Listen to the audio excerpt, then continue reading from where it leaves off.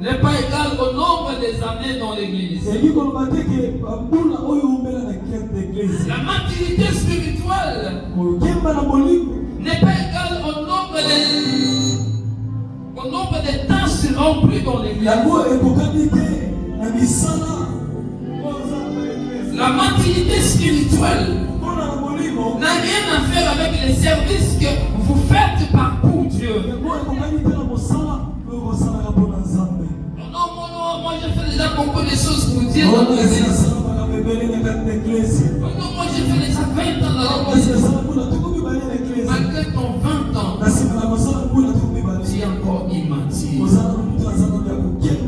Une personne qui n'a pas la connaissance, et qu'est-ce qui se passe? Une personne qui n'a pas la connaissance, c'est une personne immature. C'est une personne immature. Alléluia. C'est une personne immature. La maturité, c'est le plus important. Maturité égale intimité. Dans 2 Samuel chapitre 1, 17 avancé, il s'agit ici de la chanson funèbre de David. La chanson funèbre de David est composée en l'honneur de Saül et de Jonathan.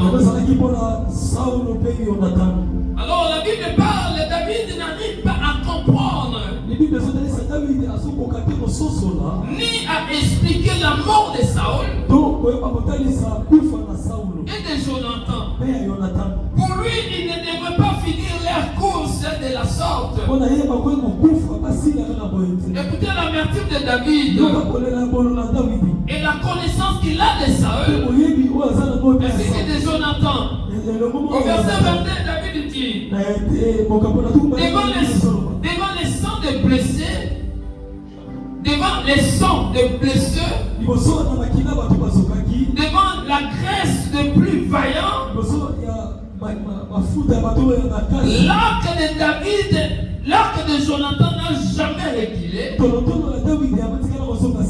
Et l'épée de Saül ne retournait point à vide. Au verset 23b, il dit, il y a des cris.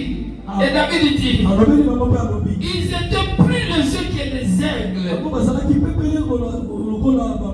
Ils étaient plus forts que les lions.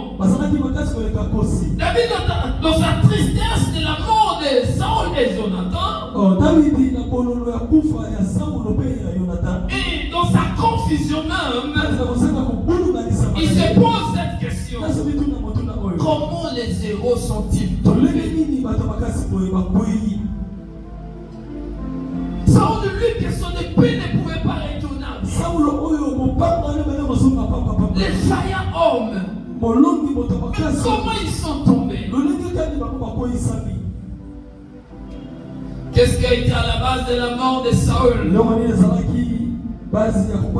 À titre de rappel, comme nous le savons tous, Saül c'est le premier roi. Le premier roi qui a marqué l'histoire. Et la Bible dit qu'il est mort le même jour que ses fils. Et la royauté a été donnée à David. Mais pourquoi alors cela est arrivé? Qu'est-ce qui a été à la base? Une seule chose a tué la destinée de Saül. Et cette chose tuera aussi la destinée de beaucoup de personnes. Quelle est cette chose? C'est la complaisance.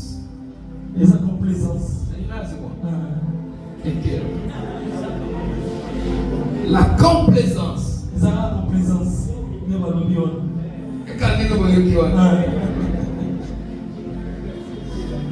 Comment on peut l'expliquer la complaisance?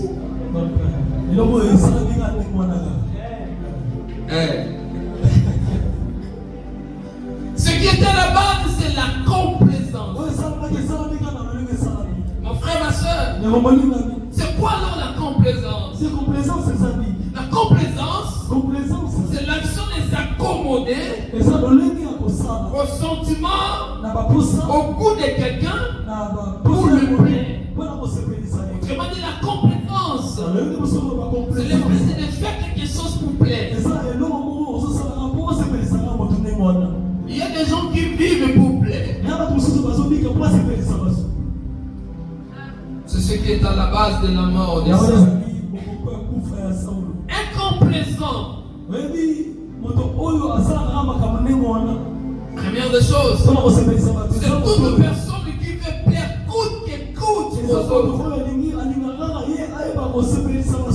Même si c'est mauvais, mais je suis obligé de plaire. La deuxième des choses, incomplaisant, il fait toujours les choses en fonction des autres. En fonction des autres. Comme lui a fait, moi aussi je vais le faire. Si lui ne fait pas, moi aussi je le fais. La troisième des choses, incomplaisant. Il aime le conformisme. Je vais être comme Papa Chungu. Je vais être comme Maman Cécile. Alléluia. Yozayo Yazaye. Chacun sa casse. Alléluia. Chacun sa casse. Mais si tu as même un ami qui est complaisant, tu achètes telle chose, lui aussi va acheter. Alléluia. Tu fais telle chose, lui aussi c'est un pour le faire. C'est incomplaisant. Est-ce que je parle à l'église? Beaucoup de gens commettent des erreurs ou pêchent à cause des autres. Je suis quand même parmi les amis, tout le monde boit. Pourquoi moi je ne peux pas boire? Il essaie. La complaisance. Ah si je ne fais pas, je suis parmi les amis, tout le monde est compris. Pourquoi pas moi?